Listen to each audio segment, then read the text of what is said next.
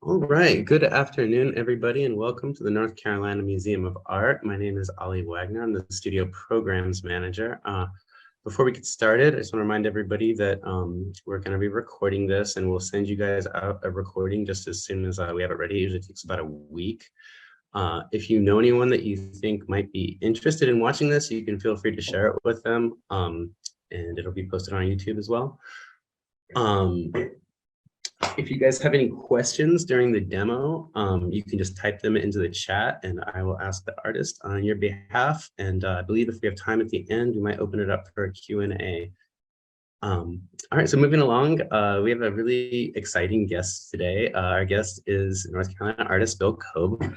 I know him from living in Raleigh and from being a fan of his work. I remember he showed at Flanders a while back.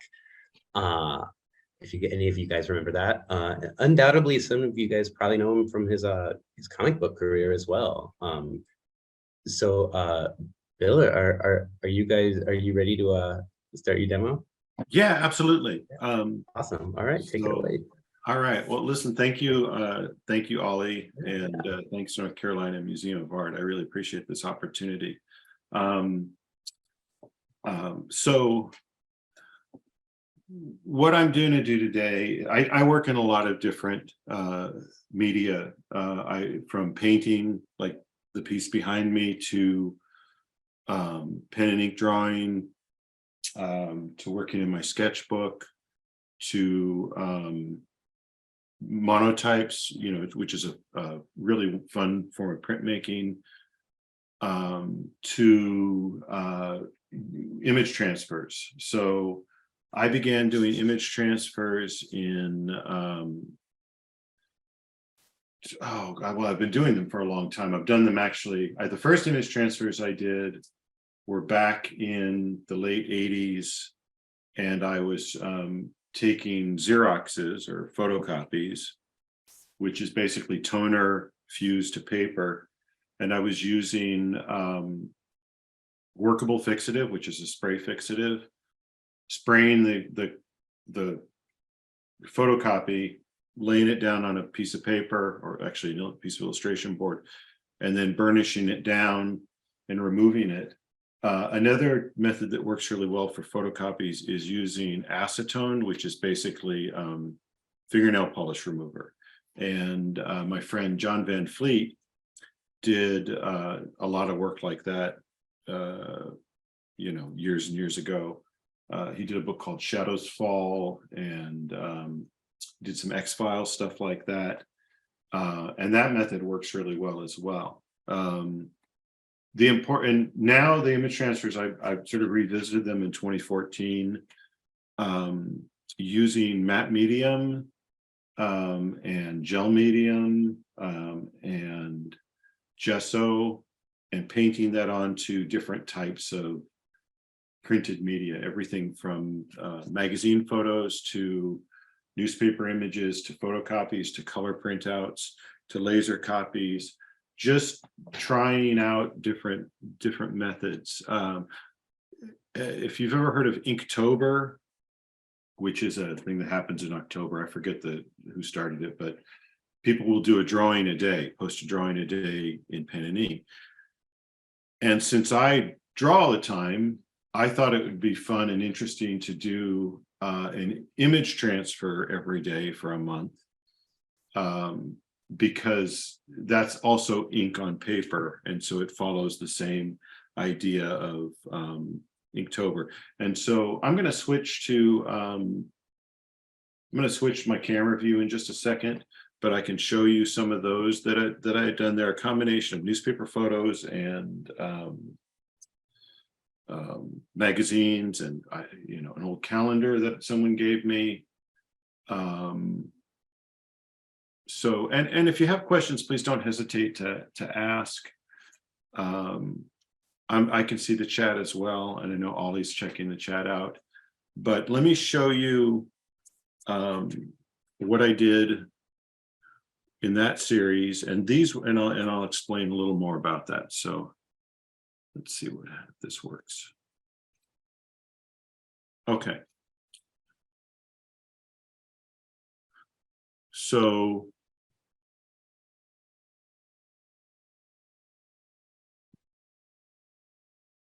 Let's see.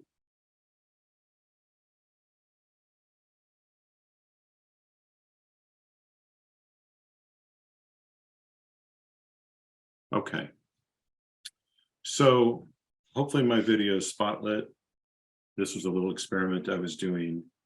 But these are some of the image transfers. I can't show you the whole thing. I mean, I can hold them horizontal, but they're vertical pieces.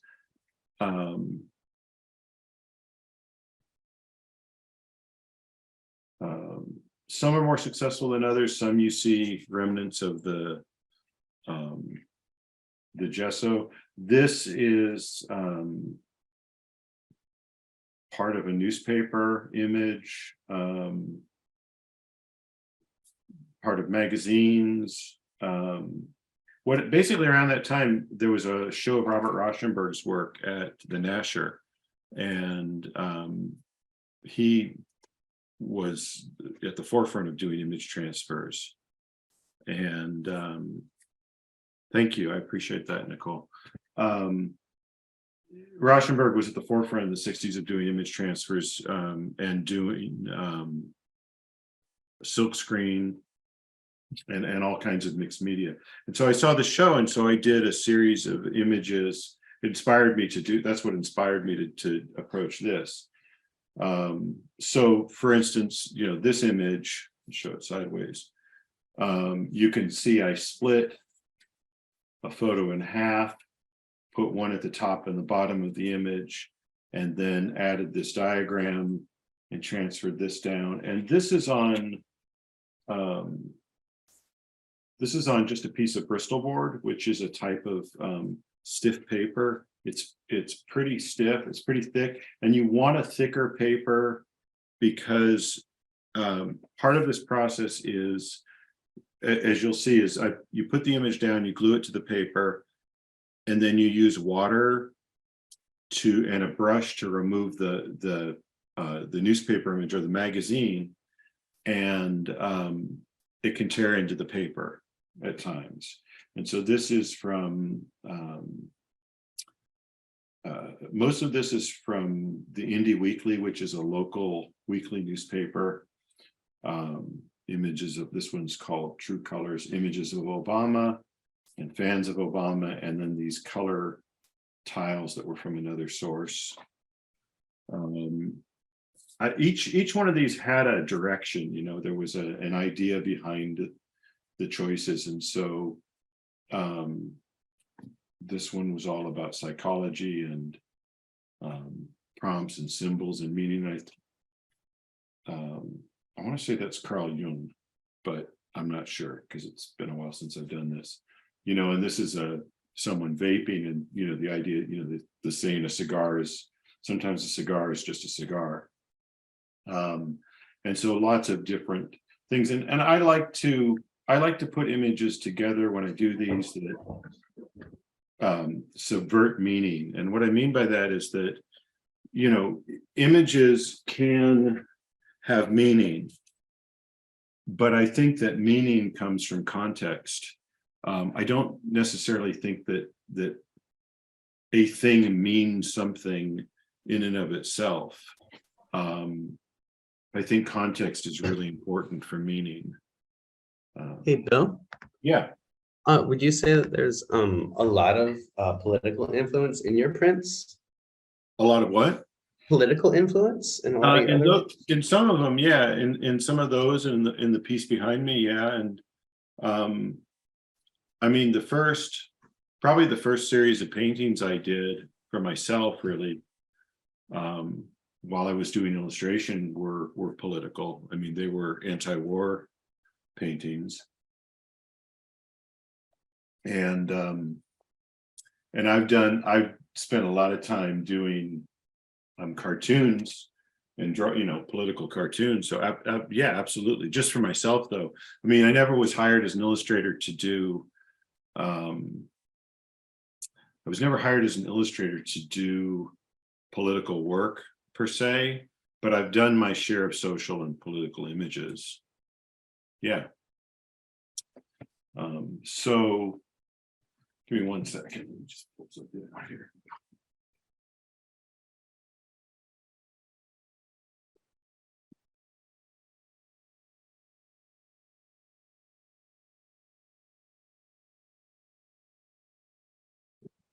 I can show you, go through a sketchbook here, give you an idea. So some of the other things I do, so there's drawings, pen and ink drawings. That's Mitch McConnell, so I guess that's pretty political.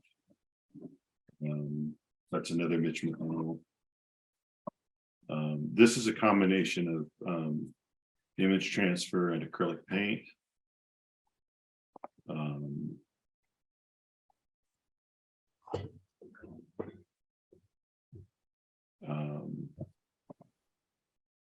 Let's see what else.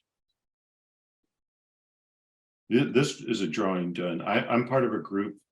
I guess it's called Drawing Hive now, but it used to be called Illustration Isolation.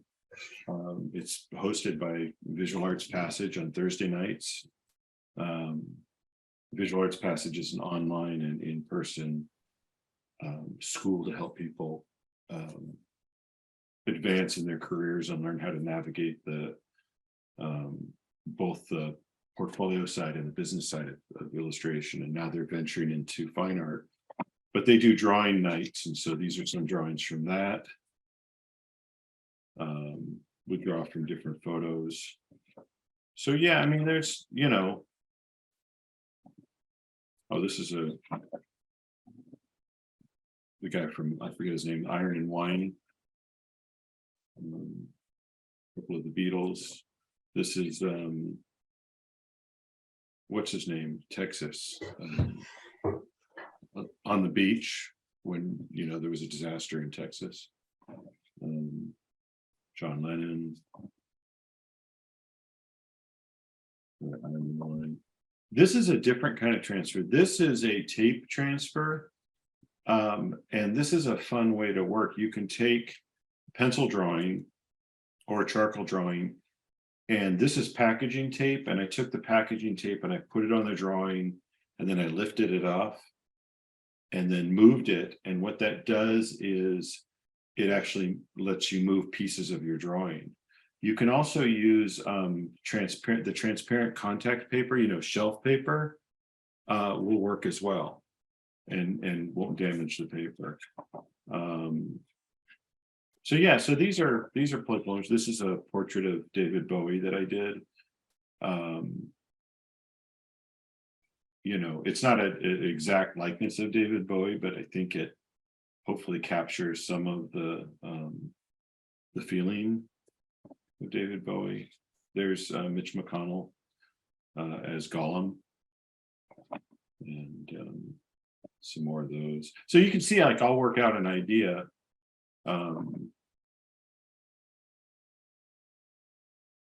This was 2020, so there was a lot going on. That was sort of a started portrait of Liz Fair. You know, paint study. Another not really great likeness of David Bowie, but this is acrylic and watercolor and ink. So Marjorie Taylor Greene. The track. These are more illustration isolation drawings.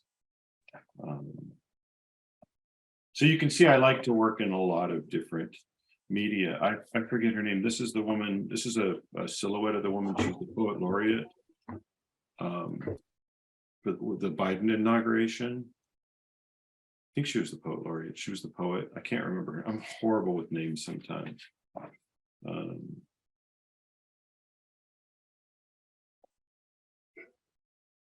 Anyways, so that's some sketchbook stuff. Let's see what else. There's another one. Give you an idea of just different ways in which I work. These are for a comic book story that I'd like to finish. These were done by, I was looking at reference of soldiers from World War I, and I painted them with a single color and then did the drawing on top of them. So like this was all painted in blue, and then I had the drawing on top. And I didn't want things to line up exactly when I was doing the drawings. You know, cartoon studies, more comic book panels.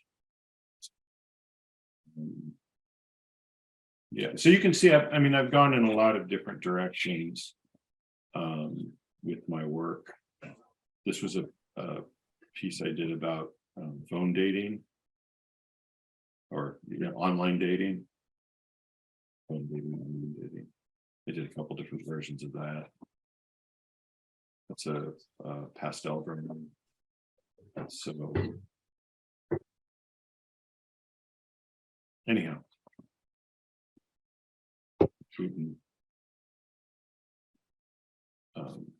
and also this might give you some idea. Like, this is kind of where things start. And when I do drawings, when I'm doing an illustration or any kind of image, things start there. The most recent thing I've been doing is landscape paintings, and I'll do a lot of sketchbook things. I had COVID for a couple of weeks between Christmas and New Year's, and so I did a lot of sketchbook things and not much painting. So a whole bunch of blank opportunity. So okay, so thank you, I appreciate that, Amanda Gorman. Yeah, okay, so this process, this image transfer process, does anybody have any questions before I start? I'm happy to answer questions. We've got time.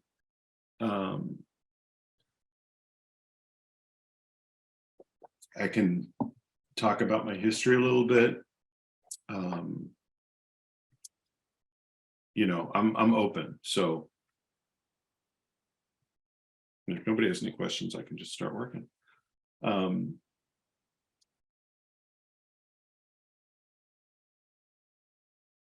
Okay. So a couple of things that are important if you want to do image transfers. One question really quick. Yeah. I'm sorry, Bill. It just came right now. Is the transfer of the art to help the art? It's a way to make images without preconceived ideas. So I will find images, and then I have a response to those images. That's a really, let me switch cameras here. That's a really great question, because I will find an image, say like here's two images here in an old time magazine, and I'll put the image down, and as soon as the image is down, I have to respond to it, and that response will be to put another image down. And as soon as you have two images down, they work with each other. They're going to say something to each other, and that's where you start to get meaning. They resonate with each other, and then the page starts to develop and grow. For instance, with this one, the page starts to develop and grow, and you start to find other images that signify something. And at the time I was doing these, I was interested in semiotics and the signified and the signifier and meaning, and I was thinking a lot about what words mean and how images and symbols are received. The sender and the receiver, and I can't talk really more intelligently about semiotics because I'm not a linguist, and but it's just as I understand it. And so, for instance, here, let me go back to let me switch views again. I'll show you some images that I chose today. So, I've got these circles, which look like cells to me.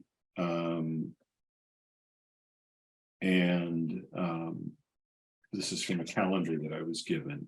And I like them because they're bold and graphic, and they have contrast, and they're interesting shapes to me. This is an image of Ronald Reagan in a pool with Jane Wyman. And I really like the shape of his body coming out and the silhouette of him. And also there's contrast.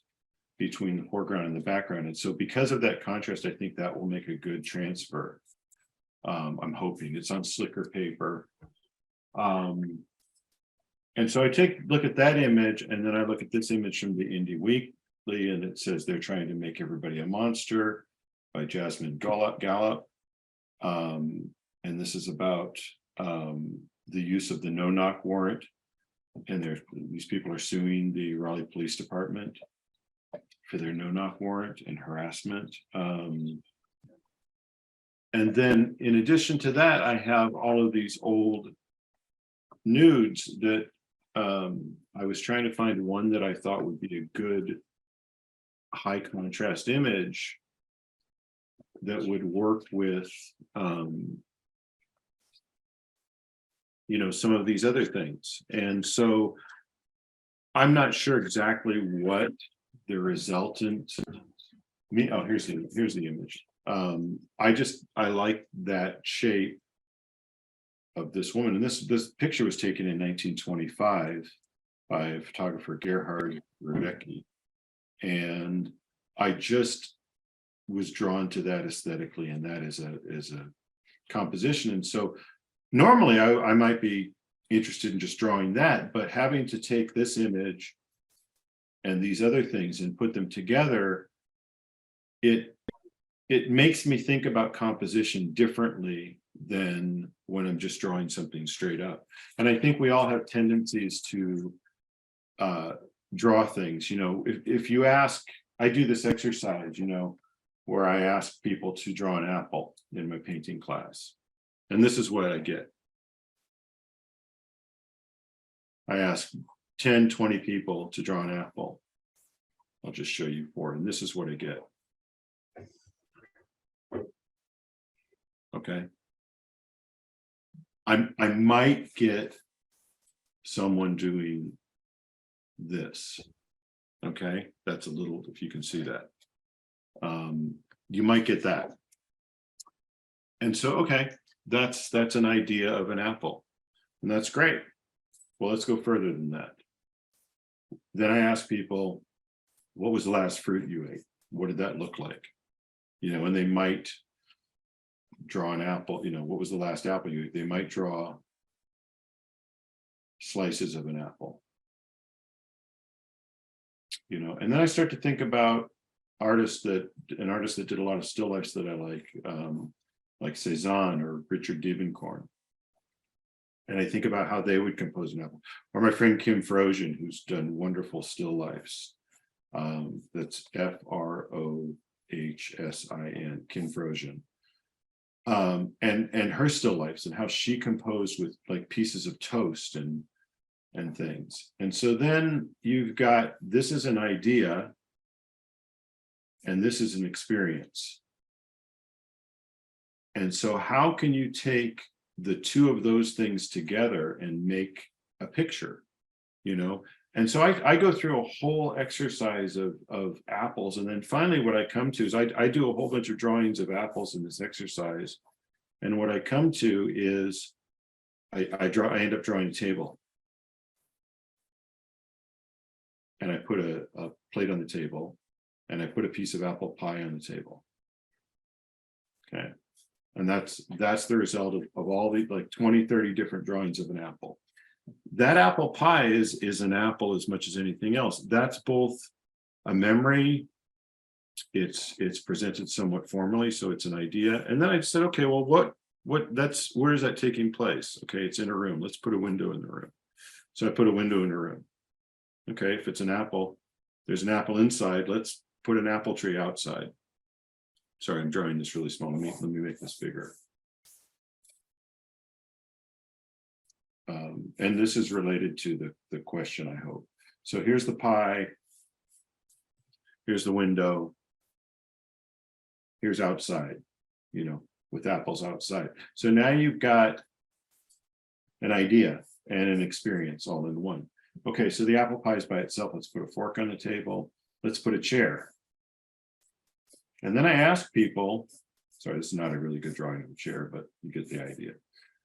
I ask people, what does this mean? What is the story here? And I get a lot of really interesting answers from that. And one of the answers is, well, somebody's alone eating the pie. I'm like, okay, well, that's good. So what if I add another chair and another plate? And they're like, oh, well, it's a couple. They're sharing a thing. I say, okay, let me add a third chair. So I put a third chair in. Sorry, these are really crappy drawings of chairs. And a third plate.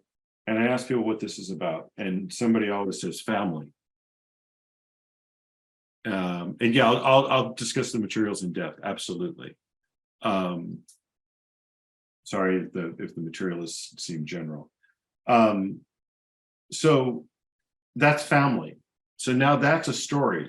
And I said, okay, well, that's a story. What about all those apples outside? What do they say? What do they think? And that throws people because I've anthropomorphized the apples outside. And what I come to is that, you know, most of the people are like, you know, oh no, they got Joe, you know, or I'm glad it's not me, or whatever.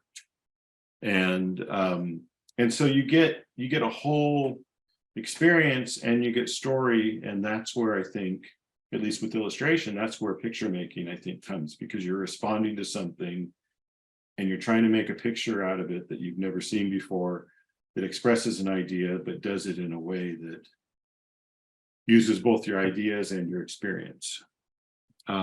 Yeah, so hopefully that's helpful in terms of that's a long way of talking about why I'm doing transfers. Materials, yeah.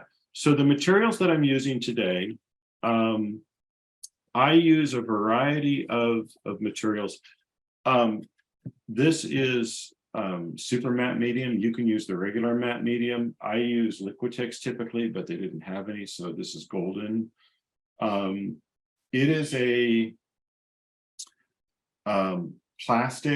liquid plastic medium that, once it's dry, is non-sticky and creates a surface that you can paint on top of, you can draw on top of with colored pencils, you can put other medium on top of it. It's great as a barrier for a drawing. You can put it on top of a drawing, you can paint on top of it, and then you can even scrape all the paint off of it and still have your drawing underneath. It's also great for blending with acrylics and watercolor. It will allow you to thin out the material, you know, so you have paint is opaque. If you mix it with water, it becomes transparent, or if you mix it with mineral spirits, it becomes transparent. We're talking about water-based media. This allows you to keep some of the viscosity or the thickness of the paint. And so that's a really good material for transferring. Another material, which I'm not going to be using today because it takes longer to dry, is called gel medium. It's the same thing. It's more viscous. I think it's the right word, viscous. It's thicker, and it works as well. And then the other medium I'm using is gesso. So gesso is well, gesso just means chalk. So gesso is used as a primer for canvas. So anytime you buy a canvas at the art supply store, it's got white stuff on it, that's gesso. And gesso is also great for mixing with paint. Like if you use acrylics, I use gesso with my acrylics rather than white paint, because gesso is a little chalky.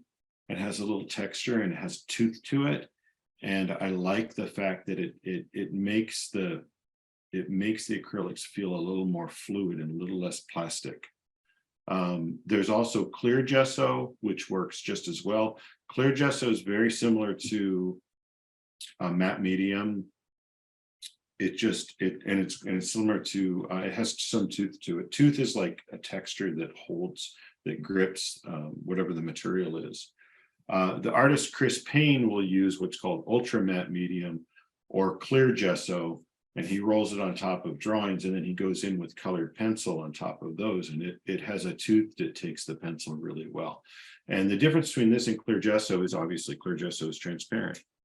So I hope, Melissa, I hope that answers that question. The paper, so that you need a medium that's gonna dry, and basically you're gluing your image to the paper. Blow dryer, really good tool because it speeds up drying time. The paper that I'm using today is this mixed media. Sorry, it's an acrylic pad, but the front of the pad, the paper's got a lot of tooth to it. And I don't want that because that will prevent it from sticking. So I'm using the back, which works really well because it doesn't have any tooth to it. And the nice thing about the paper is you can see this is a pretty stiff paper.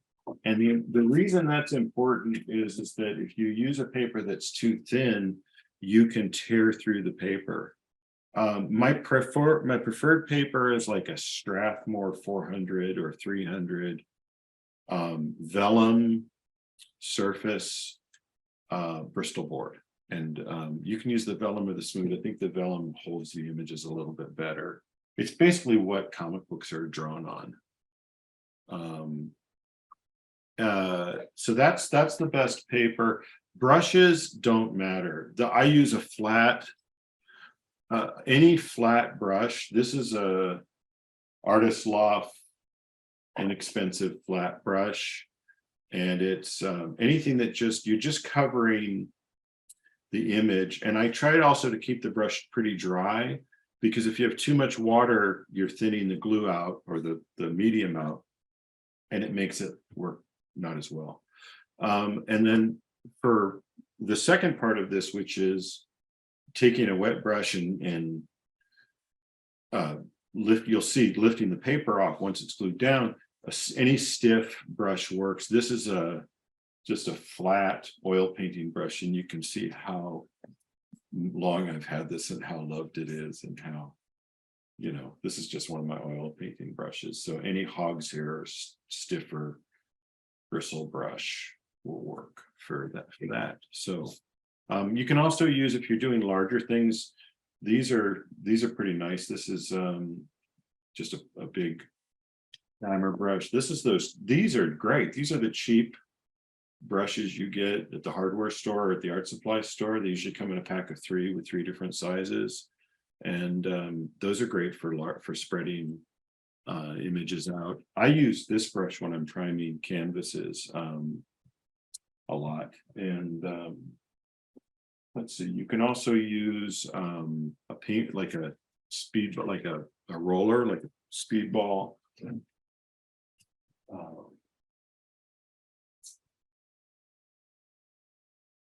Roller. I had one here. I think it's. Anyways, I don't know where it is right now. But any kind of paint roller works. If you're using the gel medium is really, really thick. So this works. This is just a spackle knife or a thicker spackle knife. Single edge razor blades work really well as well. Also, some people use for image transfers, they use what's called Mod Podge. Mod Podge is great, but my problem with Mod Podge is that it's sticky after it's put down. So anyways, I hope that's helpful. I'm going to get started. I'm going to go ahead and start with I don't know what I'm going to start with. I'm going to pick an image and start. I'm going to start with this image of Reagan and by the pool. So and I can't guarantee that this is 100% going to work. The first decision you've got to make is where you're going to put this thing. So everything I put down is going to be flipped. So if I put this over here, then it's interacting with that part of the image. I could put it on the other side and it'll interact with this, with the rest of the image. It's going to be reversed. So let's just put it down and see. Some of this is like intuitive. It's I'm not thinking a lot about where I'm putting it down. I'm just putting it down, and then I'm going to have to respond to it and see. And so I may even put it sideways, because that can suggest a lot. So I'm putting on, as you can see, I'm just coating this. And this is, image transfers seem to work best with non-slick or uncoated printed materials. So newspapers seem to work better than magazines. Okay. But like everything you do, you know, there's a certain surprise factor involved. So I don't know. I'm gonna put it sideways. So I'm gonna put that down like that. In terms of burnishing it down, here's a, whoa, sorry. Here's a roller. So you can use a roller. I sometimes use just any kind of jar of paint. I don't want to rip the image. Sometimes I'll put a barrier between it, and I'm just burnishing this down or rubbing it down. Okay, I'm going to mute my mic because I'm going to use my blow dryer here. And if you have questions now, you know, please feel free to type them in.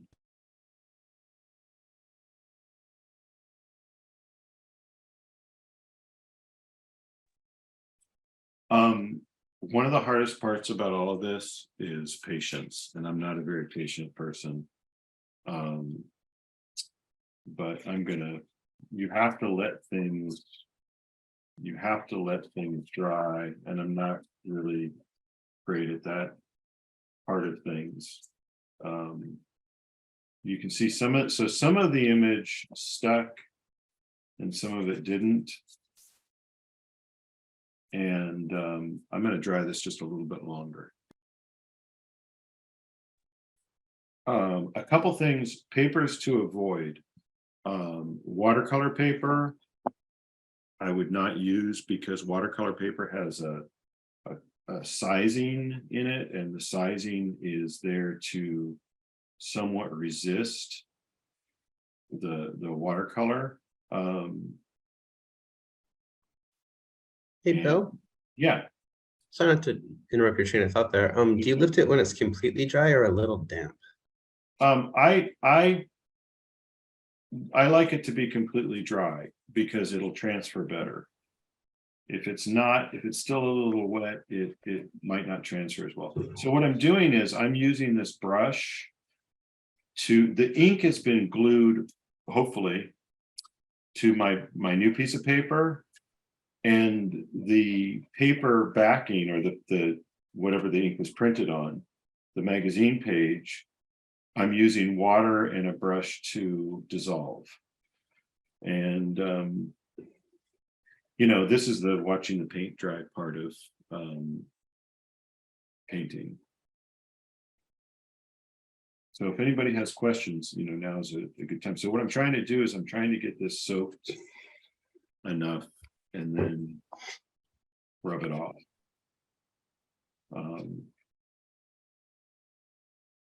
Hey, Bill.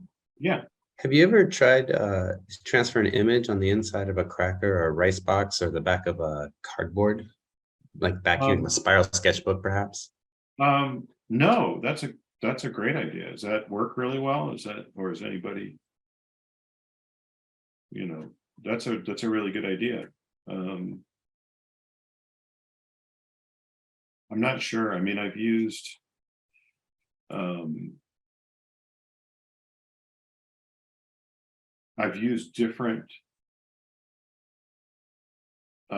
many different papers, but so you can see that, like, I'm dissolving the paper here, and you should be able to see the image coming through soon. And it's not gonna be a perfect thing. I'm trying not to tear underneath, but you can kind of start to see there's Reagan's body showing up, and I'm using my finger to dissolve it. You can see that the paper is being turned back into pulp by liquefying it, and the ink itself is now glued to my surface. Oh, one thing that works really well too is, you know, those wood panels, you know, cradled wood panels, pine or birch or whatever. Transferring onto wood works really well. Also like cigar box lids or the inside of a cigar box. You know, so you can make, you know, kind of customize your own cigar box and make Christmas presents for people if you want.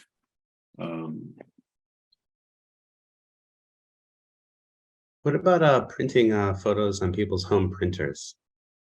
Oh yeah, that works. I mean, I've actually got some photos I'm going to try.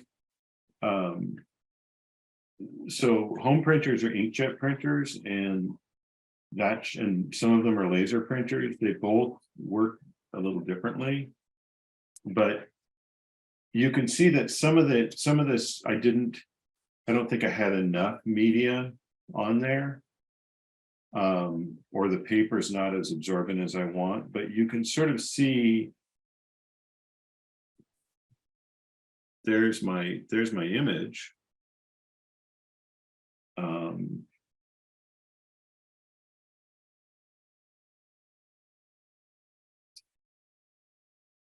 So I'm going to be using both, like that was using the super matte medium. I'm also going to use the gesso on another image, because, and the nice thing about the gesso is because the gesso is opaque, it covers up whatever's underneath it. So if you want to layer images, it works really well for that.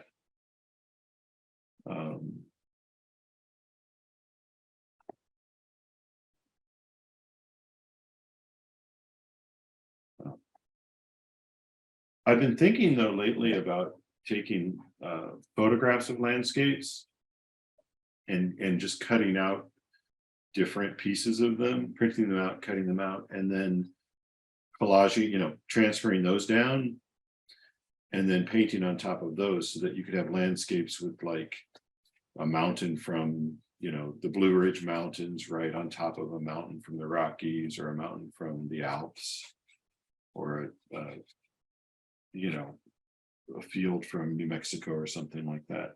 So anyways, that's sort of, you can see the, you know, there's my image. A lot of it got destroyed in the process, and that's really okay. Okay, so that's basically a page out of a Time magazine. So any kind of print, any paper that's got any coated paper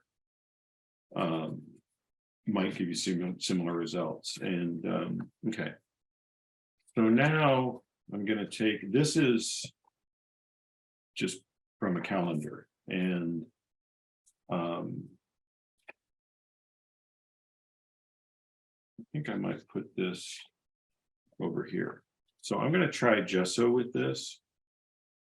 I do like bottles that pour, because I can just pour the gesso on.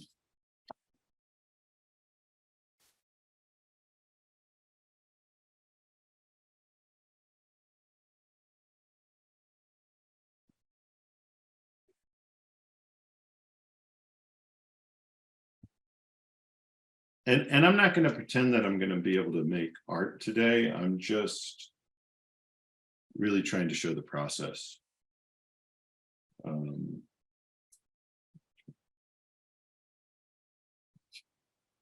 Down.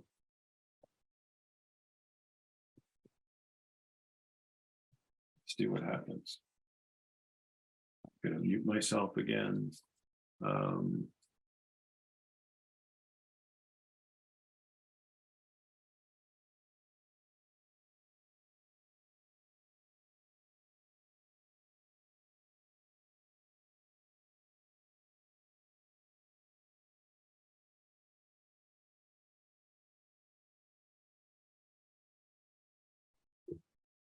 Hey, Bill, I think you might be muted. Sorry, I am still muted. So this is an image. I'm going to let that dry a little longer. This is printed off of my Epson printer. So this is just a old photograph that I found in a family album of somebody taking a photo through a window, and so there's multiple layers of images here, but this should show what working off of a home printer will do. So just try that. So, Bill, is that inkjet? I think it's inkjet. Yeah, I believe so. It's an Epson E2 2800 printer. So yeah, it is an inkjet. I believe that this is an inkjet print. I'm pretty sure, but so we're gonna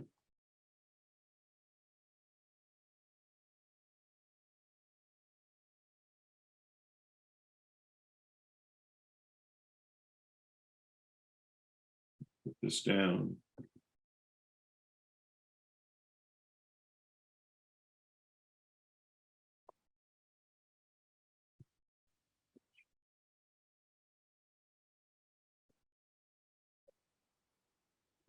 Oops, paper ripped. This is why it's good to have a piece in between, or you should use your roller.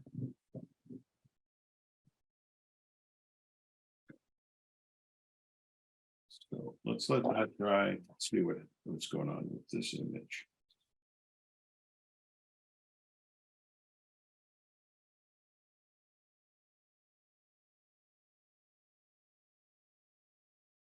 Edges off.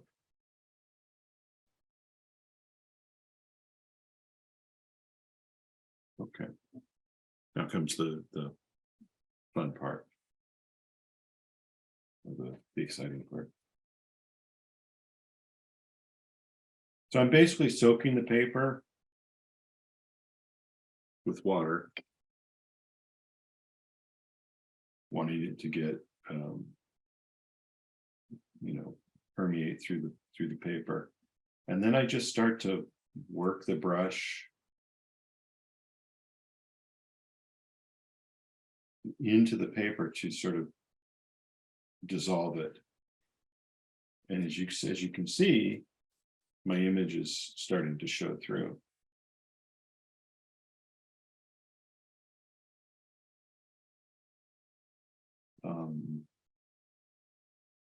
It's funny how I have patience for this, but I don't have patience for the transfer to dry. Maybe because something's happened in here. I can see an image emerging. And this is just one method. There's lots of different methods, I'm sure, to do image transfers. I've seen demos of people doing them on wood. I've seen, which is a really great starting point, because you can just go in and paint on it with any material. Also, if you do image transfers on wood, you can use the clear gesso or matte medium and paint right on top of those. And that gives you a surface that you've sealed the wood in, and it'll take, different types of paint really easily. So you can just kind of see how this is dissolving this.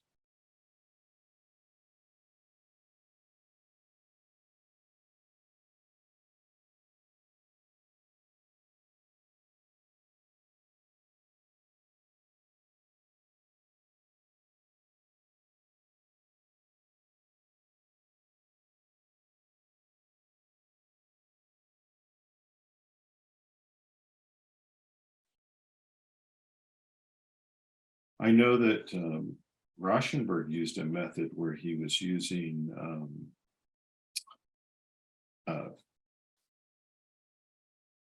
natural pigment, vegetable based dyes in an inkjet printer, and printing photos out and then using some kind of wax transfer method.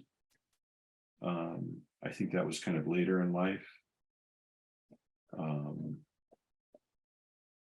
And Rauschenberg is a good person to look up in terms of learning how to do, experiment with materials, because he tried everything. I mean, Rauschenberg did everything from from these pigmented ink transfers to silk screens, to taking pieces of oil drums and turning them into art, to taking a tire and rolling it onto a piece of paper with, and printing a long strip of a print, to making a machine that had mud in it and bubbles coming out of the mud. So I think that pushed the idea of what's art in a lot of ways.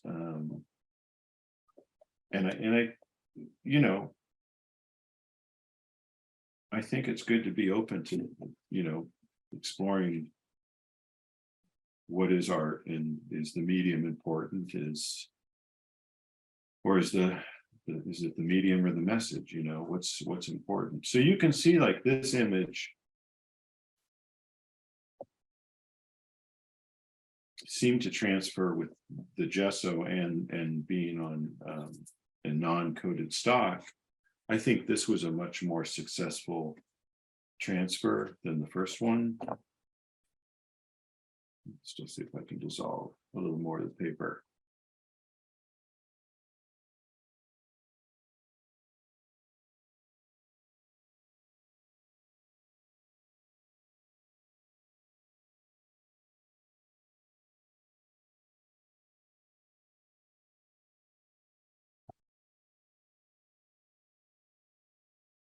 I mean, I think different people have ideas about approaches. Some people think you should know where you're going and what you're doing before you start, and other people think you should just start and see what happens.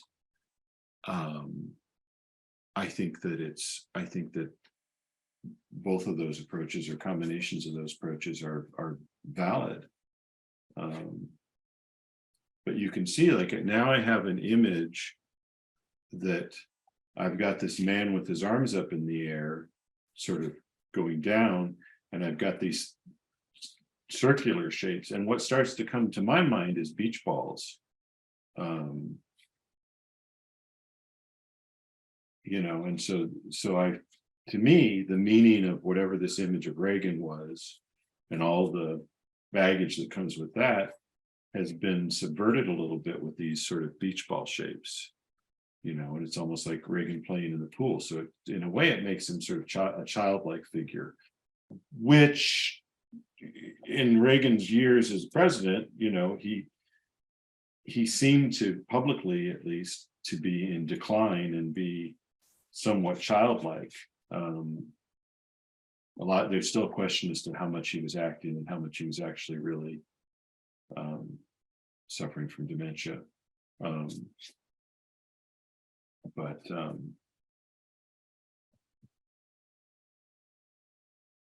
anyways, hopefully that gives some idea of those two different medium. Let's take a look at the inkjet print. I'm going to dry this. This is matte medium and an inkjet print. I'm going to turn my speaker off for a second, and I'll be right back.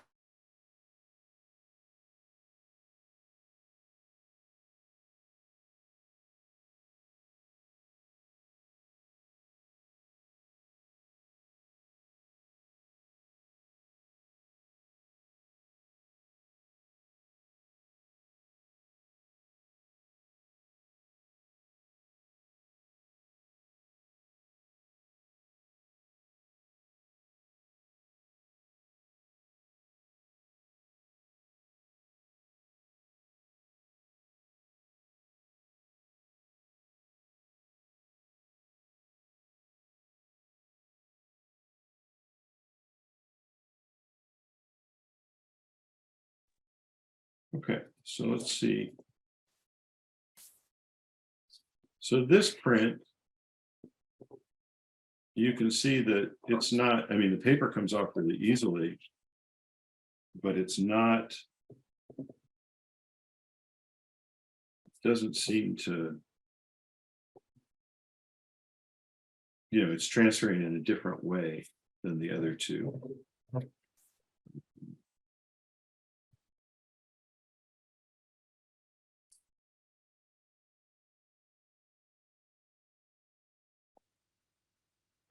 You know, one thing I want to encourage people to do is try these different things.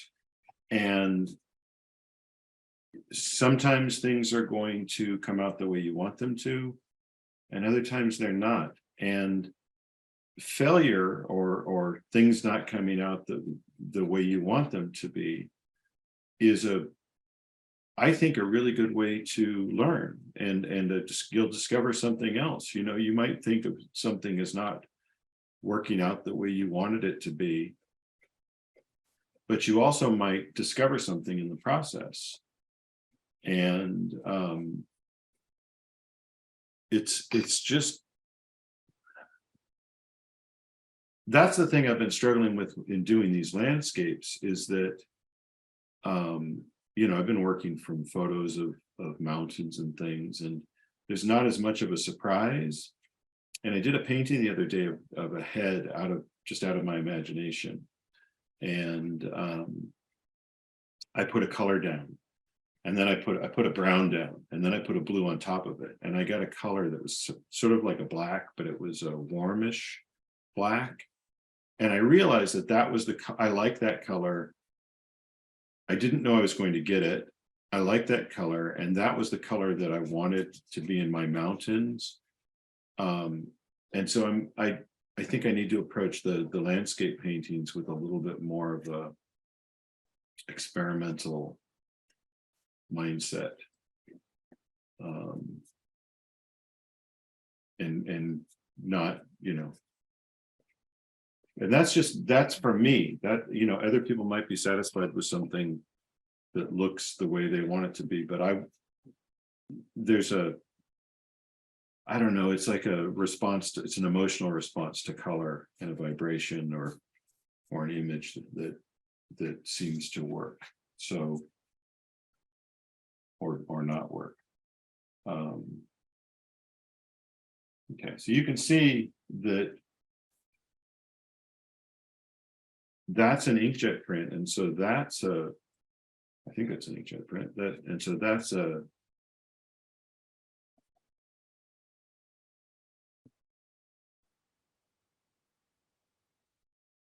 you know, parts of it came out better than others, and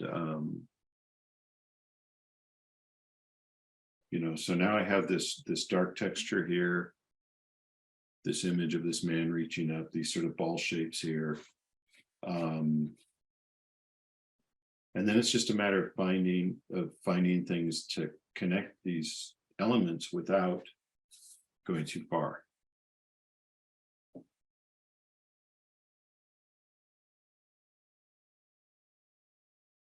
Oh, thanks, Nicole. I appreciate that.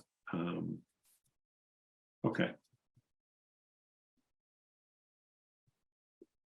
So let's see what else I got. I mean, I've got some really interesting images. This is a great calendar I was given. I mean, they're just, the images in themselves are pretty interesting. This is optical synthesis, a representation of the spectrum in circular form to show the position of the purples with respect to the spectrum colors. The circle includes all possible hues. The only further variations that can be affected are the production of lightened or darkened hues. And then it goes on to talk about the each reproduction color, red, green, and blue, violet. It gives the wavelengths of the colors. And like that's just, and it also looks like a copyright symbol to me. Hey, Bill. Yeah. Do you have any general tips on colors that you find don't work as well? In terms of transfers, or just? Yeah, I think in your work. Oh, in my work, well, I Okay, so I use it's funny. I use a primary palette that I use a warm blue and a cool blue, warm red, warm red, yellow, cool yellow, and then I go off from there. So like I like cobalt blue is my cool blue, and I like cerulean blue is my warm blue. Indian yellow is by far my favorite yellow. It's a transparent color, and when mixed with white gives you a really beautiful more neutral yellow, because the white cools the color down. And then, you know, cadmium or scarlet lake, cadmium red or scarlet lake, and then alizarin crimson or sometimes manganese. Let's see what else. I like cobalt violet's a pretty color. I'd be careful with the cobalts because cobalt is poisonous. Let's see what else. Permanent green light is and Viridian are great for warm and cool green. I also like there's a company called Williamsburg that makes it's handmade oil paints, and they have a color, I think it's called Spanish red, that's like a very, very dark adobe brick color. And that when you mix with blue, you get some wonderful violets. And I use I don't know, I use different oranges. Also, let me show you.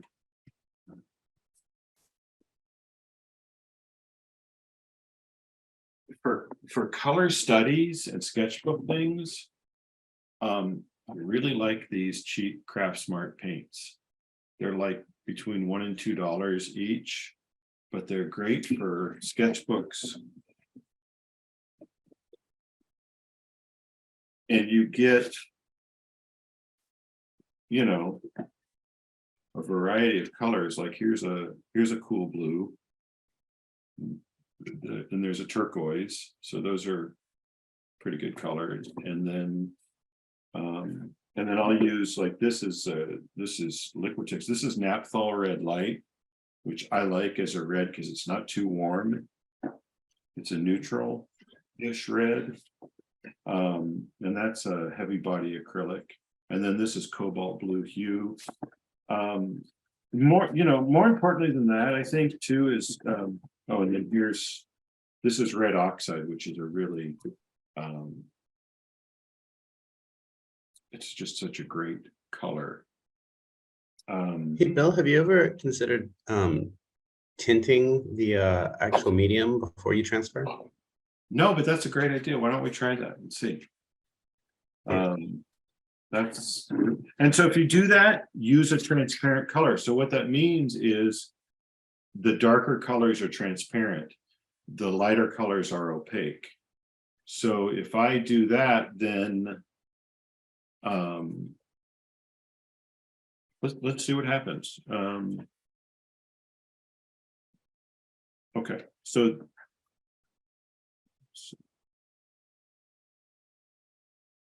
sorry.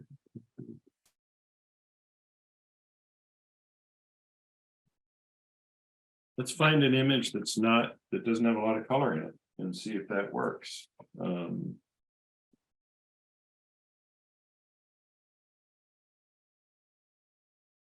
You know, it's funny, people will ask me these questions and then I'm like, I don't know, I haven't thought about that. It's like a Willy Wonka moment where you think, huh, I should try that, you know. I never thought about that before. Yeah, so let's see. So, okay, so here's the Indie Weekly.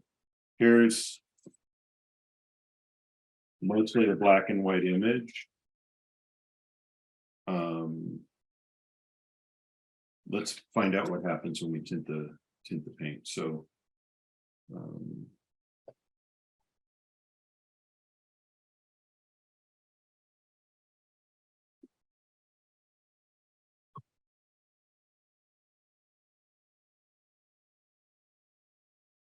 So all you do image transfers as well, right?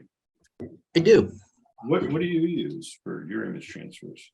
I use gel medium. Use film? Yeah, Quite a bit, like you do actually. yeah, Yeah, I just use gel medium, let it dry thoroughly, then use usually water to get the front layer off. yeah. I think I go back and forth between thinking that gel medium and matte medium. Yeah, I sometimes use matte as well. Honestly, like I've just used Elmer's glue as well too. It's a Really, little rougher. I was thinking about that. I was thinking I have some pH, some neutral pH glue or whatever it's called. It's a bookbinder's glue. Okay, so here's a thing, and I'm going to put this right on top of everything else. I'll have to try the Elmer's glue because that's actually a great idea because it dries and it's not sticky and it's clear when it dries. What's the surface that you're using when you do your transfers? Are you using wood or canvas or? Who, me? I transfer onto wood panels. Yeah. I gesso first and then I transfer onto that. Okay.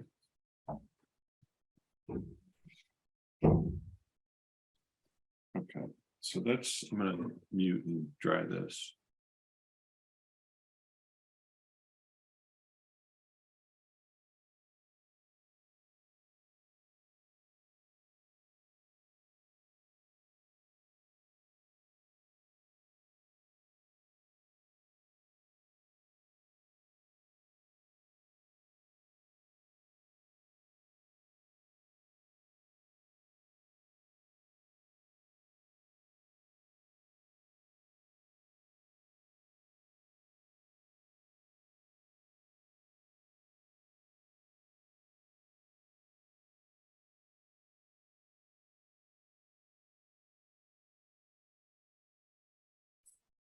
Gesso can be used as a transfer medium as well. It can be used as a base. It can be used as a transfer medium. That needs to dry a little bit more. I'm going to just grab one other thing. Hey Bill, have you ever tried to use a like acrylic ink to tint or even possibly fountain pen ink?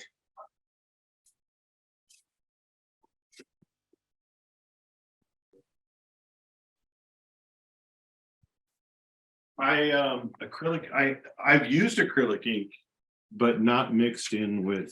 I mean, I've mixed it with gesso, but I've not mixed it in for the transfer process. So here's a wood panel. Okay. This is a big wood panel. So I'm going to show you part of it. But let's try something.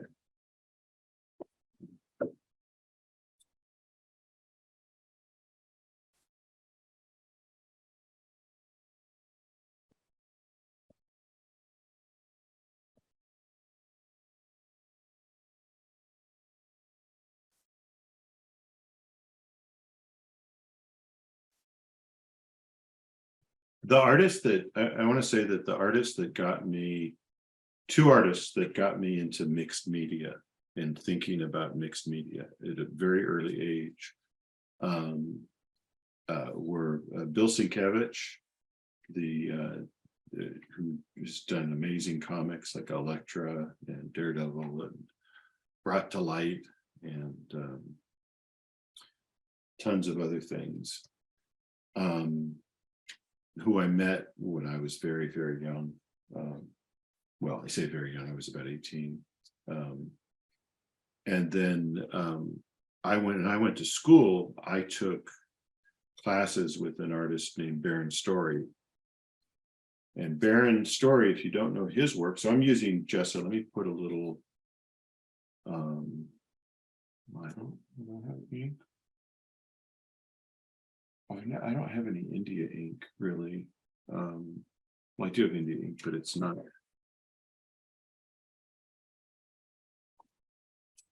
I don't know if it'll work, but let me try.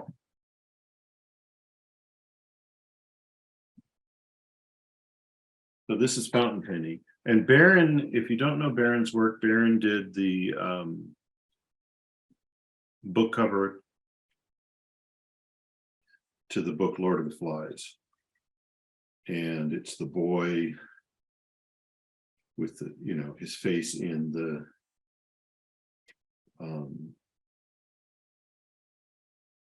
his face in the leaves and the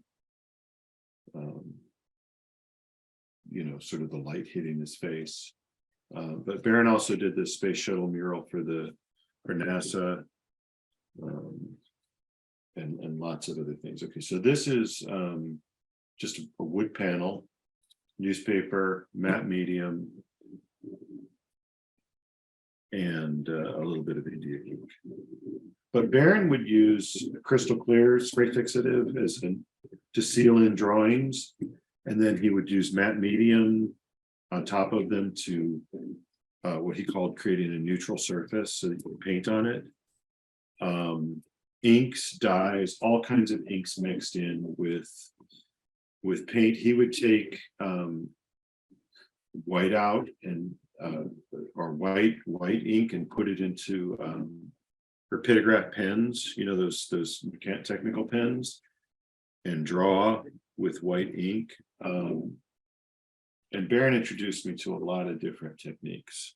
Okay, so let me heat this up and dry it. See what happens. Okay, so that one's drying. And then while that's drying, let's peel this off and see what happens here.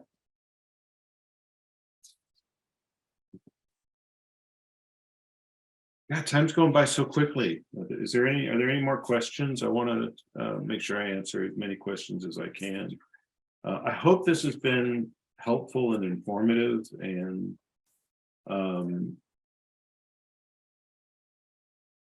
I think there's a belief. I don't know how many people are practicing artists out there watching this, but I think there's a belief that people know what they're doing. And a lot of times you have no idea what you're doing. You're doing it, you know some things, you try some things. Sometimes it works, sometimes it doesn't. One of my favorite painters is an artist is the late Mark English. And Mark English, if you don't know his work, he was an illustrator for many years, and then spent the last 30 or so years of his life doing as a painter. And Mark tried all kinds of materials and techniques, from roofing tar to cold wax medium to oil pastel crayons to fabric, to printing out pictures of fabric and gluing it to canvas. Mark seemed to use everything.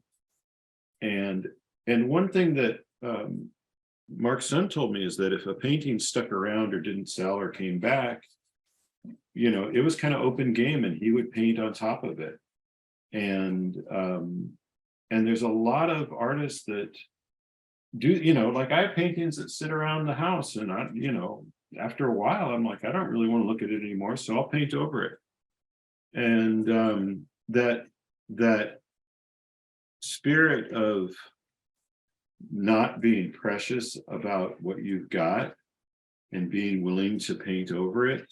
The painter Richard Diebenkorn said the same thing. There's a really great interview with him where he talks about his paintings, and he says, you know, some of them make it out of the studio, but others that don't, they're kind of open game.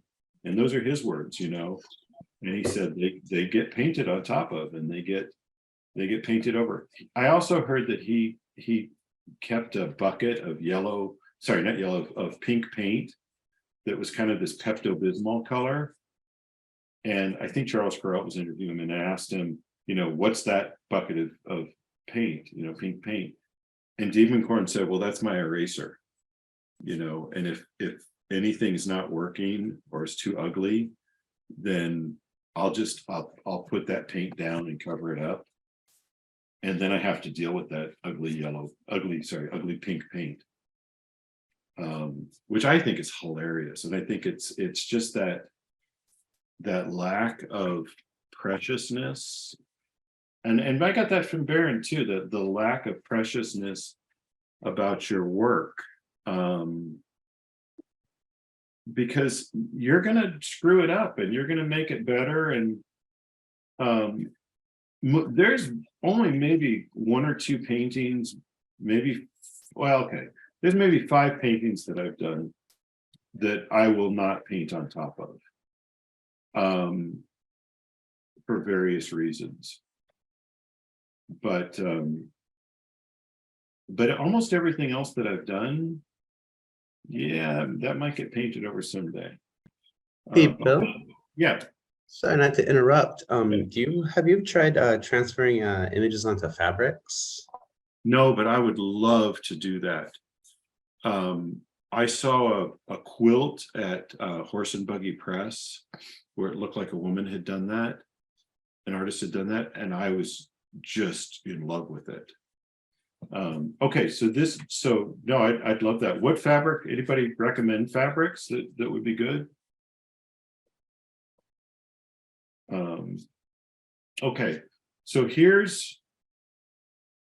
and look, I don't think this thing is anywhere near any kind of work of art or anything like that, but hopefully this showed some different methods. So here's the newspaper image, which was matte medium with some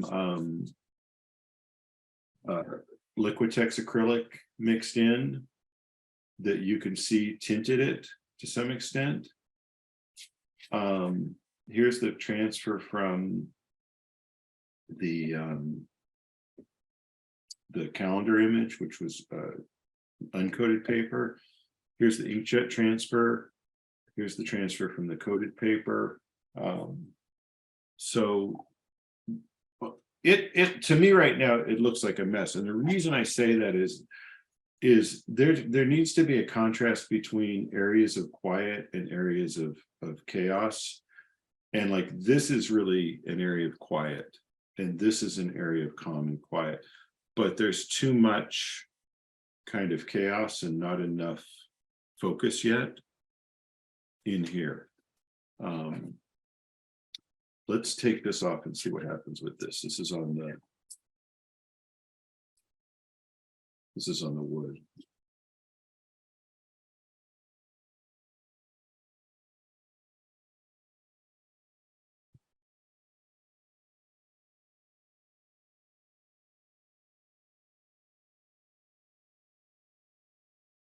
Oh, I think batik is, I think some forms of batik can be considered a transfer. I'll have to try that. I've never done batik. I know they make those wonderful alcohol-based inks that I sort of see at the art supply store that I guess are used for fabric. And it's tempting to use those. Hey, actually, Bill? Go ahead, I'm sorry. Oh, once this is all dry, what do you seal it with? What's that? Oh, I Do you don't. seal this with something? Okay. I don't seal it with anything. I just, I mean, if I did, I would put a, well, I don't know, you could use polyurethane to seal it. I Like personally seal mine with polyurethane. Do you use the oil base or the oil based. It does make everything translucent though. It heightens the colors a lot though. Yeah, and I think that's a really beautiful, that's one of the qualities of your work that I really like. Thanks. I think that may, I mean, your work is stunning, and you know, the glow on that California Dreaming piece is just that's so cool. Yeah, it's all polyurethane. Yeah, so poly. I mean, it's the poly. I made a mistake one time of varnishing a painting with spar varnish, which is a type of boat varnish that really yellows. Now it's great as a as something that you could put on a drawing or a painting. My friend George Pratt introduced me to it. It's great. You can put it down and then it'll make colors glow, but it turns everything really, really yellow.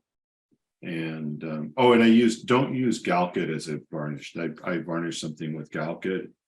Galkit is a Gamblin product, which is great for painting with and making layers of things. So you can see, like, if I probably let this dry more, this would probably transfer better, because I think that's the problem. I'm not letting things dry enough. But you can see, like, this is on wood,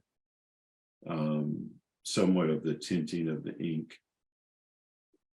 But it really needs to dry more. I mean, you've got to be more patient than I am. But I like the acrylic polyurethane too.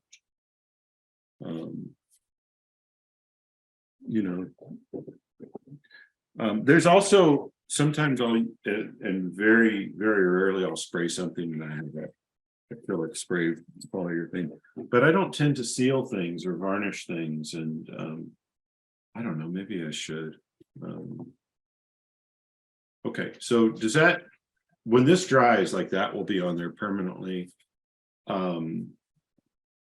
That's on there. We have, oh, cotton. Okay, we have about 4 or 5 minutes left, so I'm up for questions if anybody wants to ask, anything.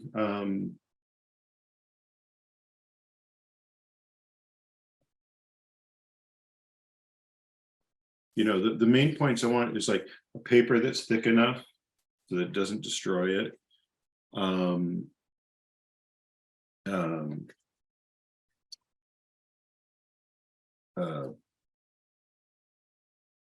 Some kind of glue, like gesso or matte medium or gel medium, and then something to dry it. A blow dryer is a good thing.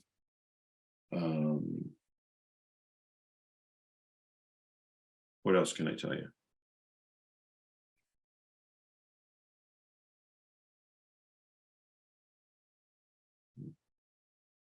Well, this has been really enjoyable. I hope that this has been a helpful thing to people. I'm just taking, this is an old insert to a CD from a Red House Painters CD. Nice. And I just like the image, so I'm gonna see what happens when I put it down. I'm gonna burnish it down and we'll see. Hey, Bill, I got a quick question for you. I got Yeah. somebody who keeps peeling the paper. It just keeps coming off. When do you stop peeling it? When I see, if too much of the paper comes up, I'll walk away and come back to it later when it's drier. And also I'll work on multiple pieces at one time, and what that allows me to do is I've got 4 or 5 things going and I'll leave it to dry. And so I stop peeling when I see enough of the image and there's not too much damage. Like this area here, I won't peel any more paper off. I might, like, just softly rub it. I can also feel the pulp of the paper, and so I'll try to get a lot of that. Like, I can feel the texture of it, so I'll try to get that off. Does that make sense? I would also say from personal experience that once you experiment with this, you get a pretty good feel for when you're pressing it too hard. Yeah. And sometimes if you let it dry and leave it alone, you can feel when you're rushing it. Yeah, it's definitely, it's trial and error. But like I said, like, my fingertips, I can tell, I can feel like this is smooth and this has got texture to it. So I know that this section I've still got paper pulp on there, and so I'm just very gently going to go and rub that off. And then, you know, wipe that away. And so now, yeah, like that doesn't have that same textured feeling on it. But, you know, but yeah, you have to be patient. So that helps a lot. So let me just try this one really quickly. I know we're right at time. Let me mute this if that's okay. And just try to get some of this transferred.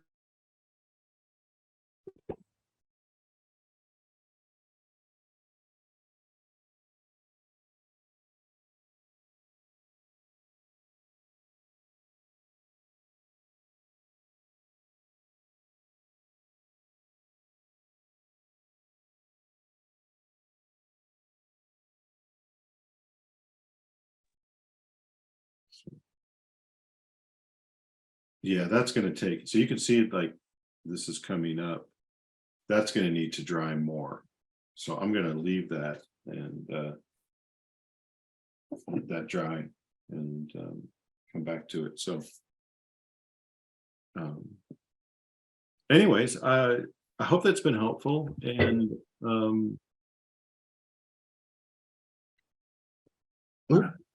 I hope people feel like they got something out of watching this process or watching this this chaotic process. You know. All right. Well, I guess that concludes today's program. Thanks everyone for coming out. I'm going to go ahead and close it down. Bill, if you want to just stay on. Yeah, we'll just talk for 1 second. And thank you guys, everyone. We're not going to be having a virtual demo next month, just so y'all know, but we will be back in, I don't know, let's see, we'll be back in March with Becky Joy from Anchor Light. All right. Thanks, everybody. Thank you, everybody.